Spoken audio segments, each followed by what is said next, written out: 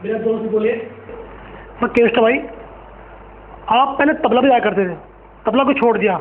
मैंने एक ही बात कही, अम्मा मैया मैंने किसी से प्यार किया था अबला समझकर, उसके बाद में हमारा मुझे तबला समझकर मैंने तबला छोड़ दिया है और आजकल कॉमेडी कर रहा हूँ।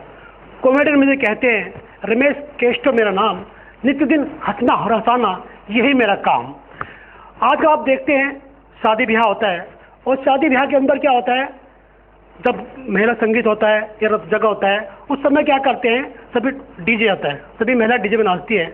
हमारी जो संस्कृति है, हमारी जो परंपरा है, उसको बरकरार रखने के लिए हमारे शादियों के अंदर आप देखते हैं 2-3 बूढ़ी आती है, एक कोने बैठ जाती है, कोई उनको सुने ना सुने, उनका सुर मिले ना मिले, ताल मिले ना मिले, मगर बेचारी एक कोने बैठी गाती रहती है। ऐसे 3 बूढ़े बैठी है कोने में गा रही है, एक की उम्र 50 साल की है, एक की 60 साल की और एक की 80 की। शादी के हमारे लोकगीत जो यूपी के वो गा रही है, कैसे गा रही है देखिए, मुलाजे कीजिए, कोने बैठे 3 बुढ़िया है, ढोलक बज रही है, चम्मच चल रही है और टुमका लगा रही है, कैसे 3 बुढ़िया, 50 की, 60 की और 80 की, लोकगीत शादी की। झोलेरी लटके लाल बन्ना मेरा किसने सजाया, झूलेरी लटके लाल बन्ना मेरा किसने सजाया। और बैठी हुई 80 साल की, अरे है बन्ना रे ताऊ ने सजाया, ताऊ ने सजाया, ताऊ तो जोड़े हाथ बन्ना मेरा किसने सजाया। और बैठी तीसरी 80 साल की, मुंह में दांत नहीं, पेट में आंख नहीं और हवा बार बार खारिज होते, कैसे गा रही हो, आदि है बन्ना देता ताऊन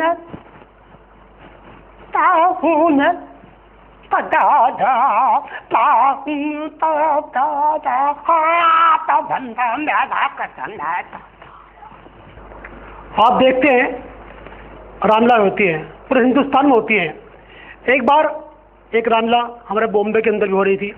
इत्तेफाक से उस रामलीला के डायरेक्टर फिल्मी कलाकार केस्टो मुखर्जी बन गए, और कुछ दुकानदार, कुछ अपने जो बिजनेसमैन होते हैं, वो लोग उसमें रोल करते हैं। आप देखते हैं रामलीला में ऐसे एक रामलीला हो रही है, लोग कुछ दुकानदार लोग रोल कर रहे हैं, पर्दा बंद है, पर्दे पीछे का सीन है, पर्दे पीछे राम लक्ष्मण और सीता जी बैठे हैं, और उस रामलीला के डायरेक्टर इत्तेफाक से फिल्मी कलाकार केस्टो मुखर्जी बन गए। देखिए कैसे डायरेक्शन दे रहे हैं अपने कलाकारों को केस्टो मुखर्जी, पर्दे पीछे का सीन।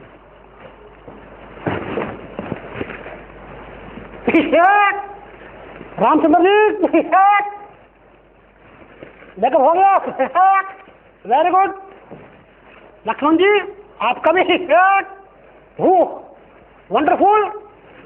सीता जी ब्यूटीफुल। हनुमान जी कहाँ हैं? राम जी खड़े हुए, हनुमान तो भी घर से आए नहीं। पर्दा मास्टर अभी पर्दा नहीं खोलना, पहला सीन। हनुमान जी का है, ठीक है, अपन बुला कर आते हैं, पर्दा नहीं खोलना। रात के 12 बज गए, घर पहुंचे, हनुमान जी का दरवाजा बंद, केस्टो मुखर्जी खुलवा रहे हैं। 1 1 2 यही है मकान। हाथ हाथ हाथ हनुमान की बहू, हनुमान की बहू, दरवाजा खोलो। दरवाजा खुलता है, बच्चा अंकल जी नमस्ते। हनुमान के बेटे, मेरे पापा कहाँ हैं? अंकल जी वो ताज पिक्चर गए, 9 से 12। ठीक है, हो गया काम, वापस आए ना, बोल देना केस्टो मुखर्जी हनुमान जी का पाठ खुद कर लेंगे। अंकल जी आप दूध पीते हैं, आप तो मूड में रहते हैं, आप कैसे कर पाओगे? ठीक है, तो अंदर की बात है, मुझसे नहीं हुआ ना, तो ये भी रामचंद्र जी अपना आप संभाल लेंगे। ठीक है, नमस्ते। एक पान वाला जो पान बेचता था, उसको शौक लगा गाने गाने का, यानी गाना सीखने का। वो गाना सीखने के लिए पहुंच गया एक गवैये के पास, यानी कि एक मिरासी के पास। मिरासी बैठे हैं, हारमोनियम बजा रहे हैं, पनवाड़ी बोला, गुरुजी नमस्कार। नमस्कार, क्या बात है? गुरुजी मैं गाना सीखना चाहता हूँ। जरूर सीखो, सिखाएंगे, मगर हमारी शर्त एक है बच्चा। जी गुरुजी, शर्त ये है आप हमसे गाना सीखेंगे, हम आपको सिखाएंगे। जब भी आप हमारे पास में आएंगे आपको गा करके ही बात करनी है, सीधे शब्दों में नहीं, समझिए। जब भी बात करोगे गा करके।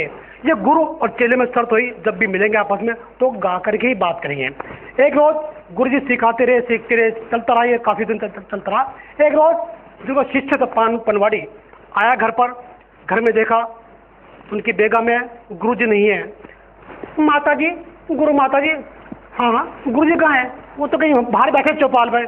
देखा तभी एक कोने में गुरुजी के कमरे में पर्दे में आग लगनी शुरू होगी, धीरे धीरे आग लग रही है। बेगम ने देखा, सुन सुन, इधर आग लग रही है। भाग करके अपने गुरुजी को बुला के ला, जल्दी को पानी का इंतजाम करे। चला फटाफट भागा गया गुरुजी के पास। गुरुजी चौपाल में, गुरुजी, हाँ क्या बात? गुरुजी वो गा करके बोलना है, समझे? बिना गाए नहीं बोलना। गुरु गा करके, अच्छा गुरु गा करके बोल।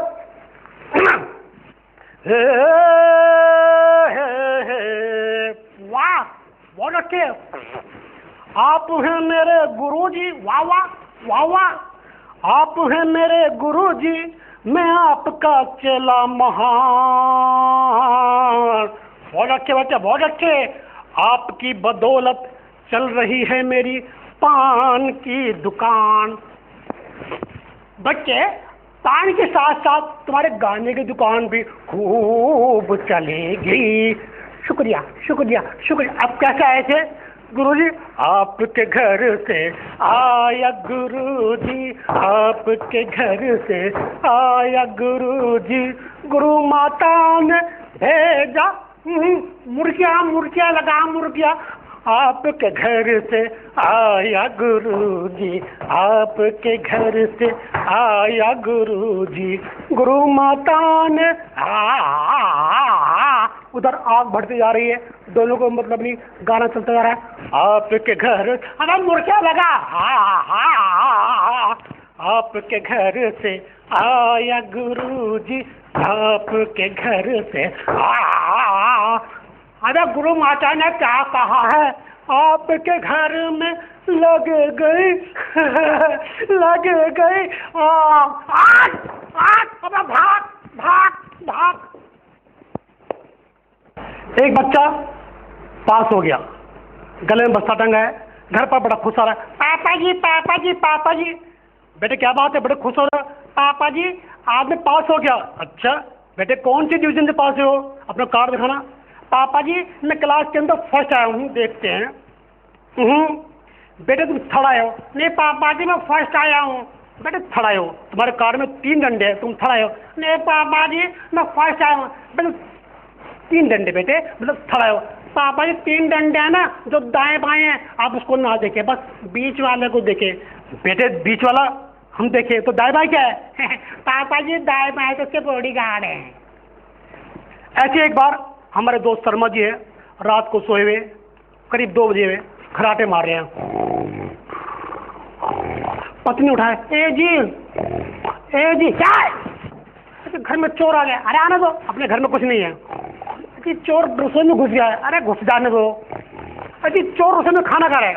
तुरंत शर्मा जी की आँख खुली। क्या कहा? चोर खाना खा रहा है रसोई में?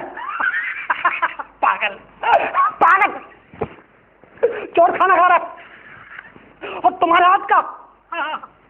चोर को चोरी करने की सजा मिलनी चाहिए। ऐसे एक बार एक डॉक्टर साहब के पास एक मरीज गया खांसी का।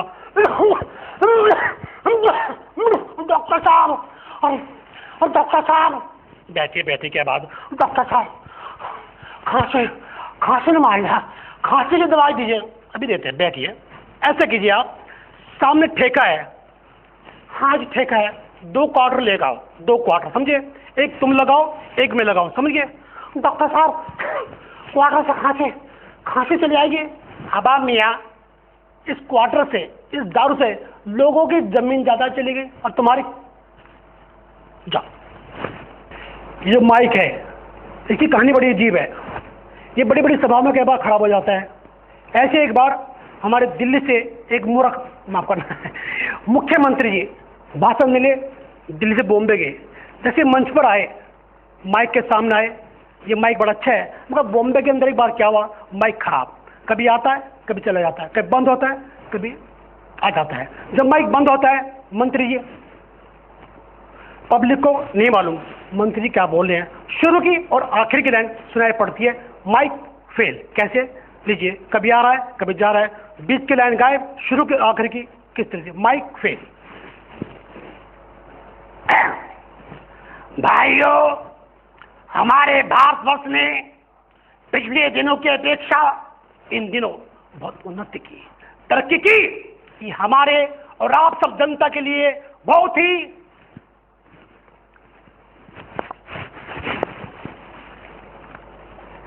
शर्म की बात है। पिछले दिनों हमारे हिंदुस्तान के अन्य शहर में गोले चली, बहुत से मर गए, बहुत से घायल। ये सब क्या है, जो मर गए आज उनकी आत्माएं आसमान में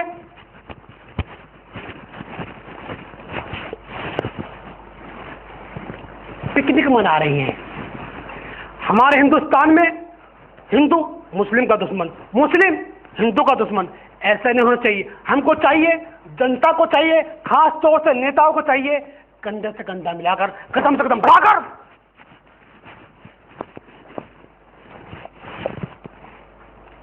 गंदे नाले में डूब मरे।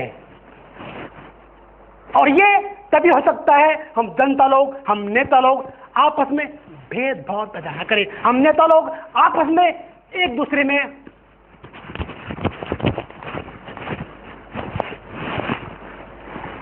आग लगा लें।